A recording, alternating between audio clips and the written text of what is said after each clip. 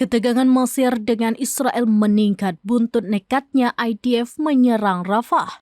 Terbaru dalam minggu ini, Mesir dikabarkan telah mengerahkan tentara dan kendaraan militer ke perbatasan Gaza, tepatnya di timur Laut Sinai.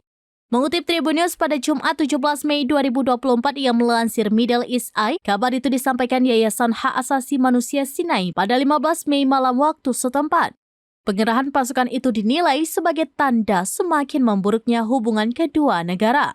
Pihaknya menyatakan bahwa sebanyak 15 unit tank pengangkut lapis baja yang dilengkapi dengan peralatan tempur milik Mesir terlihat oleh penduduk Sheikh Zayed. Selain itu, Yayasan HAM Sinai mengatakan konvoi kendaraan lapis baja lainnya tiba di desa Al-Jawra, selatan Sheikh Zayed. Diketahui pengerahan itu dilakukan di tengah keretakan yang semakin mendalam antara Mesir dan Israel terkait serangan Israel di Rafah.